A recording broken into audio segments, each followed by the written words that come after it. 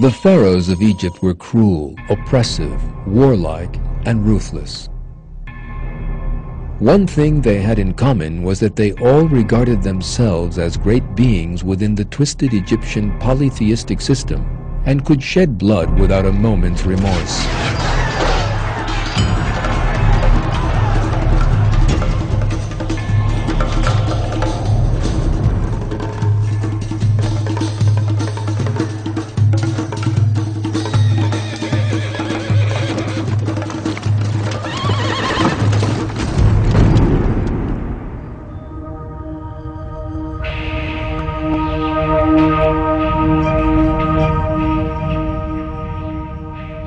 However, one pharaoh in Egyptian history was different to the others.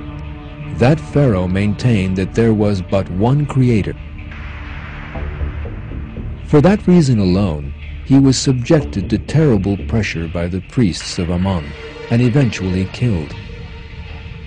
That pharaoh was Amenhotep IV, who rose to power at the beginning of the 14th century BC.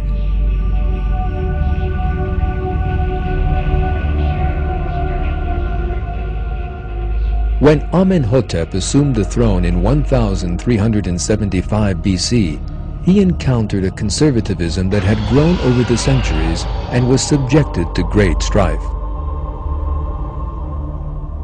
The reason for that pressure was that he changed the polytheistic Egyptian religion, instilling a belief in one god in its place, and embarked on wide-ranging changes in all areas.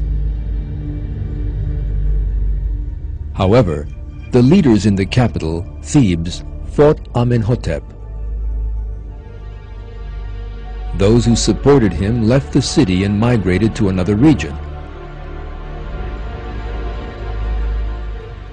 Here, Amenhotep changed his name to Akhenaton, which meant the servant of Aton. Aton, according to Amenhotep, was the creator of the heavens and the earth, which indicates that he believed in God alone. Other cruel pharaohs ascended the throne after Amenhotep. They set about spreading their traditional polytheistic religion once again, and did all in their power to return to the past. A century or so later, Ramses II came to the throne, who would enjoy the longest reign in the history of Egypt. According to a great many historians, it was Ramses who opposed the children of Israel and struggled against the prophet Musa.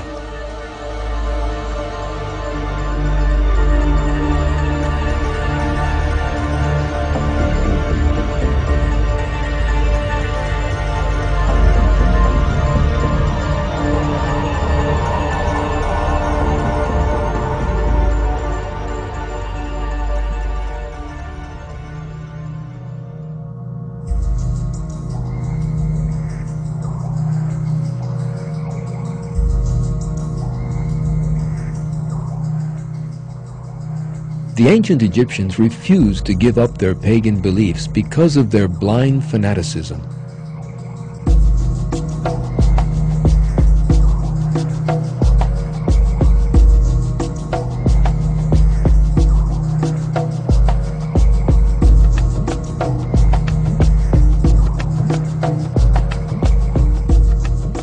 Messengers had come to warn them to believe in one God, but the people of Pharaoh had always returned to their old beliefs. Eventually, God sent the prophet Musa as his messenger at a time when the children of Israel had been enslaved. The prophet Musa was charged with both calling the Egyptians to the true religion and with guiding them to the true path by freeing them from slavery.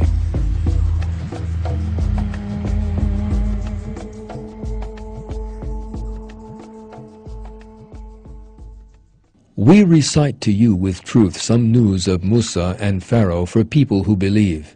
Pharaoh exalted himself arrogantly in the land and divided its people into camps, oppressing one group of them by slaughtering their sons and letting their women live. He was one of the corruptors.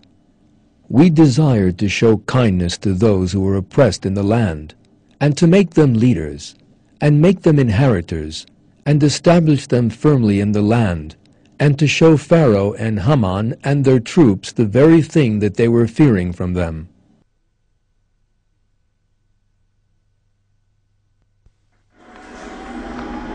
In obedience to God's commandment, the prophet Musa and his brother Harun went to Pharaoh and told him of God's commands. What they wanted was for Pharaoh to cease oppressing the children of Israel and set them free.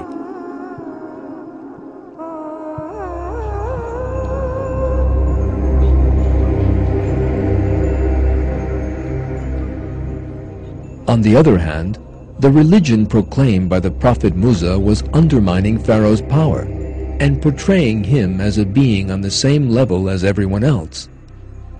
Furthermore, if he freed the children of Israel, he would lose some important manpower.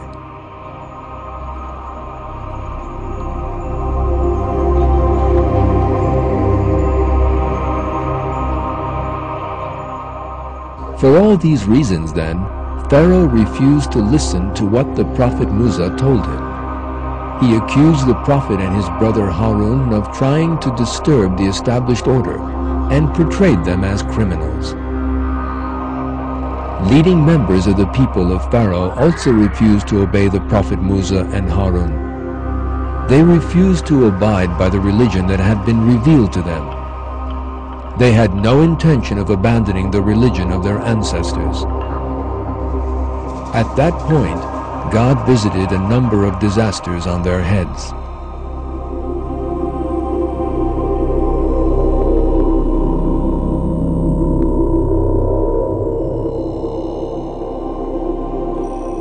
Pharaoh and those close to him were so fanatically devoted to their polytheistic system and pagan beliefs, in other words, the religion of their ancestors, that they were totally unwilling to give it up.